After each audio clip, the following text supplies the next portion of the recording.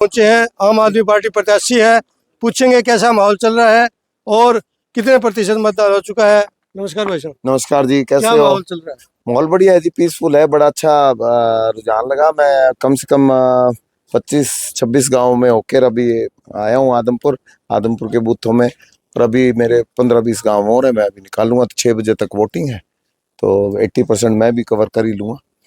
अच्छा रुझान है, लोगों में अच्छा उत्साह है और बीजेपी से त्रस्त दिखे मुझे लोग। बीजेपी से तरस दिखे, जी। लेकिन कांग्रेस की तरफ जो लोगों का जो रुझान हो रहा है, कह रहे हैं कि सरकार आ रही है, सरकार आ रही है। क्या देखिए लग रहा है? देखिए बदलाव जनता चाहती है, लेकिन कांग्रेस का राज भी लोग भूले नहीं है। इससे पहले कांग्रेस का 10 साल राज उन्होंने देखा था, तो अब लोग ये देख रहे हैं कि आम आदमी पार्टी और फाइट रहेगी आम आदमी पार्टी और कांग्रेस के बीच में। अब देखते हैं। केजरीवाल जी, मनीष सिसोदिया जी, आतिशी जी सब आए कि चाबी हमारे पास रहेगी हरियाणा की सरकार की। बिल्कुल बिल्कुल, निश्चित तौर पे ये बिल्कुल सही बात है, चाबी हमारे पास ही रहेगी। और ये इस बारी आम आदमी पार्टी के बगैर सीएम की कुर्सी किसी को नसीब नहीं होगी। क्या लगता है, बिश्नोई बाहुल्य क्षेत्र है मंडी आदमपुर, कुलदीप बिश्नोई भजलाल परिवार आपके सामने है, उधर से चंद्र प्रकाश है, कुलदीप बिश्नोई को कितनी चुनौती, भव्य बिश्नोई को कितनी चुनौती दे पाओगे? बढ़िया बढ़िया देखो, अगर काम करते, और भजनलाल जी ने बहुत अच्छे काम किए, और भजनलाल जी की जो सोच थी और भजनलाल जी ने जिस आदमपुर की कल्पना की थी, वो बेटा और पोता वो उस आदमपुर जो उन्होंने सोचा था, जिस आदमपुर वो बना नहीं सके, उस आदमपुर को वो रख नहीं पाए। आदमपुर को भव्य और कुलदीप बिश्नोई खो चुके हैं।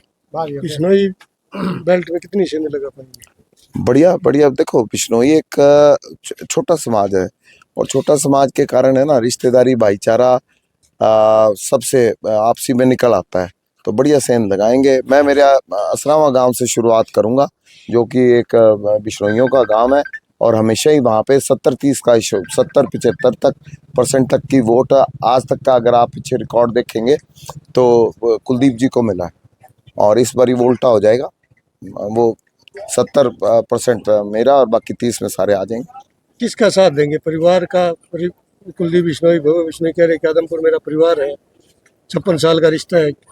क्या 56 साल के रिश्ते के साथ जनता जाएगी या विपक्ष के साथ जाएगी? नहीं, जनता तो बहुत, देखो जनता बिल्कुल है ना, हमारे यहाँ की जो जनता है समझदार भी है, और लगाव भी करती है, और अपनापन भी मानती है, लेकिन इस पर इन्होंने अपनापन माना नहीं। पर चुनावों के टाइम तो परिवार बन जाता है।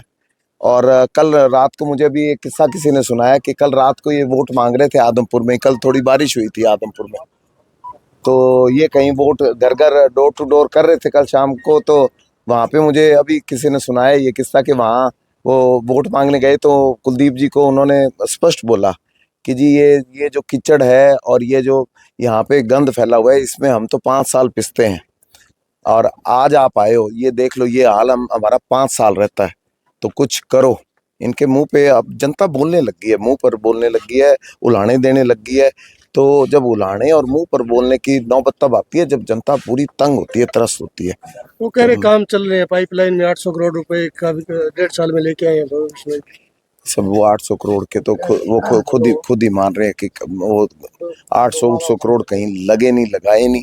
वो एक फिगर इन्होंने बना दिया लोगों को वोट लेने के लिए, वो 800 करोड़ है।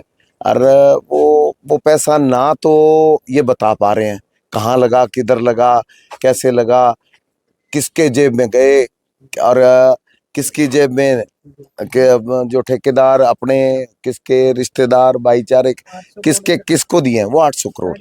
हाँ, लोग झूठी सड़कों बात से है ज्यादा नगर पालिका से दुखी थे। आपने भी मुद्दा उठाया था कोर्ट में जी। तो कुलदीप बिश्नोई जी उसको सरकार से तुड़वा के भी ले थे, लेकिन कोर्ट में सटे हो गया। तो क्या कहीं ना कहीं विकास के साथ वो भी मुद्दा रहे? नहीं नहीं, बिल्कुल, ये तो दोगलापन था इनका दोगलापन था।